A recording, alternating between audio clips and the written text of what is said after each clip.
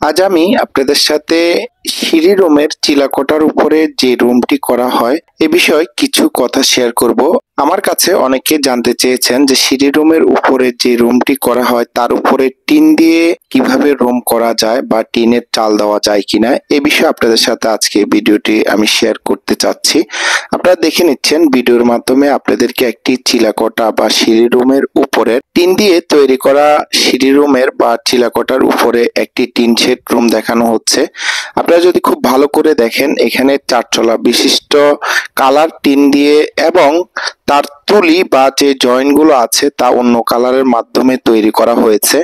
আমি মূলত আপনাদেরকে যে মেসেজটি দিতে চাচ্ছি তা হলো, আমরা যখন একটি বাড়ি তৈরি করব সেক্ষেত্রে বাড়ির সৌন্দর্য বৃদ্ধির ক্ষেত্রে উপরে চিলাকোঠা বা সিঁড়ি রুমের উপরে যদি আমরা টিন দিতে চাই সেক্ষেত্রে যেন নর্মাল টিন ব্যবহার না করি, চেষ্টা করব কালার টিন ব্যবহার করার জন্য।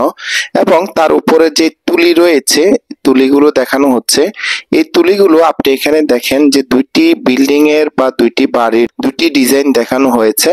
অবশ্যই চেষ্টা করব টিনগুলো একটি কালার এবং তুলিটি অন্য কালার দিয়ে ডিজাইন করার জন্য। তার সাথে আমরা যখন কাজ করব অনেক সময় সিঁড়ি রুমের ভিতরে আমরা অন্ধকার দেখতে পাই, তাই এইটি কালার টিনের মধ্যে যে কোনো দুই পাশে অবশ্যই দুইটি সাদা টিন ব্যবহার করব।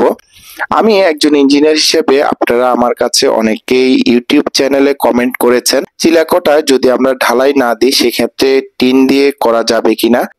আমার ব্যক্তিগত পরামর্শ বা ওপিনিয়ন হলো, আমার যে দুইটি ডিজাইন দেখানো হয়েছে এর মধ্যে যে কোনো একটি আপনারা ব্যবহার করতে পারেন। আমার ইউটিউব চ্যানেলটিতে প্রতিনিয়তই সিভিল ইঞ্জিনিয়ারিং বিভিন্ন বিষয়ে ভিডিও শেয়ার করা হয়ে থাকে।